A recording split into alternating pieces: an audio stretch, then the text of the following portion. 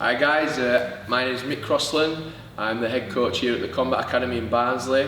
We're doing some filming today for the Warrior Collective. I've got my assistant with me, Tommy Crossland, amateur British and European K1 champion.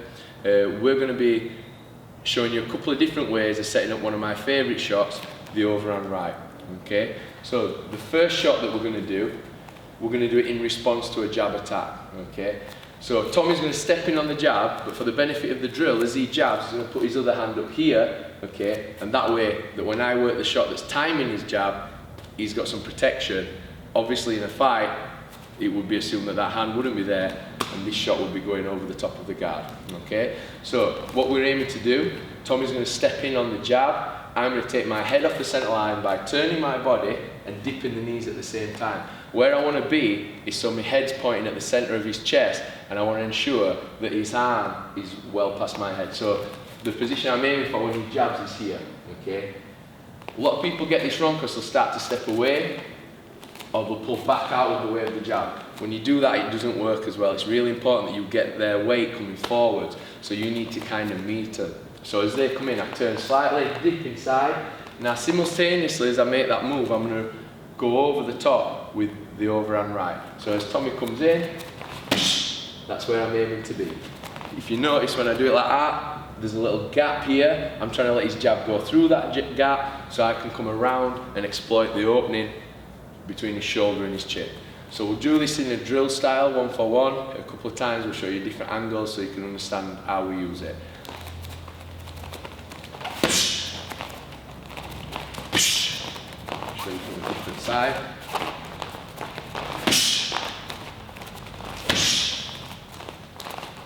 Okay, so he's moving forward with the jab. I'm dipping my head off the centre. It's really important that as I see him go to punch, I initiate my punch as well. I want to be a little bit faster than him, so I'm making sure that I'm landing just at the point where he thought he was going to land. So as he steps in, boom. And that's the overhand right intercept to the jab attack. Another way we like to set it up, again, we're timing the forward movement of the jab. Okay, we're intercepting his movement because we're trying to hold him still as he's trying to attack us. But this time we're going to use his own jab, and now we can either go to the body here, okay, or if it's a very tall fighter, what we like to do is go to the chest. Now, there's different ways of doing this. I can have a nice tight guard with my shoulder tucked behind my chin, or what sometimes we do, if they've got long gangly arms, we'll control the arm as well, here like that, okay? So as he comes in, I'm here. Once I've held him still with a nice strong jab to the chest or the body, I'm going to pop back up and go over the top with the hand.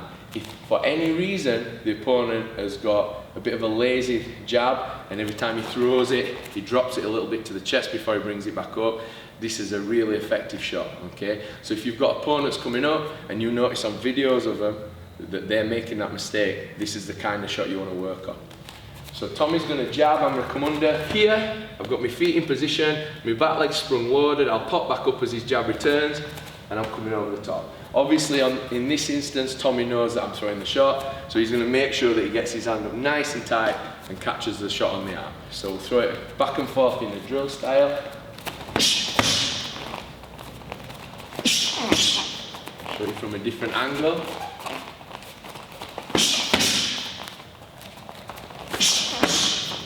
Okay, so for that drill, we're using the intercepting jab to hold his man still, and we're popping straight back up with the overhand right.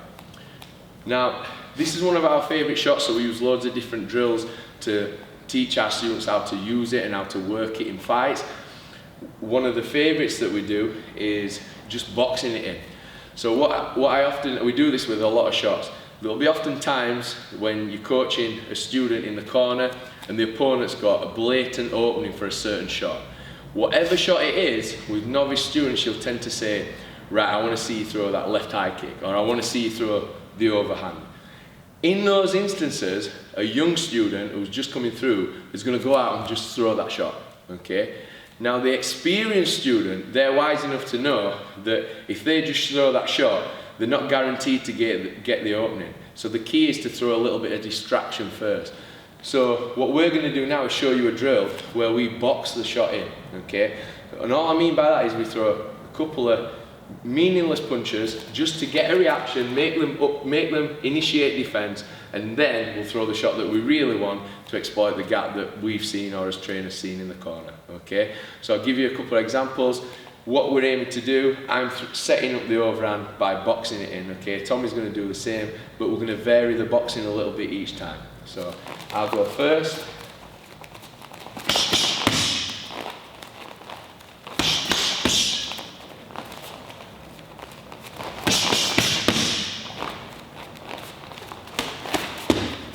Okay, so what we've done there is we know the shot we want, but instead of just going right out and throwing it, we've thrown other things first, engaged them in an attack, and we scored the shot. This works especially well if the corner man stood at the side of the ring calling for the shot. Throw the overhand right, throw the overhand right. The opponent's going to be thinking, I'm not getting hit with that overhand right, okay? So it's the fighter's job to know, right, I'm going to set up the overhand right, I'm not just going to throw it. Okay, so that were our 3 ways of setting up one of our favourite shots, the overhand right. Thank you very much for watching. I'd like to say a big thank you to the Warrior Collective for featuring us today. Big thank you to our sponsor Sandy. And if you're interested in finding more out about the Combat Academy, you can find us on Facebook or visit our website at thecombatacademy.org.uk. Thank you very much.